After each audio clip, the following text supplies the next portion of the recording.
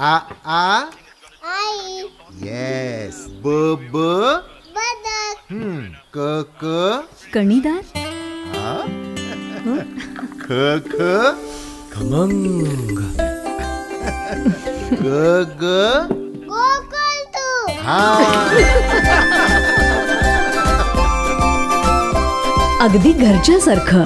कणीदार खमंग म्हणजेच गोकुळ तूप.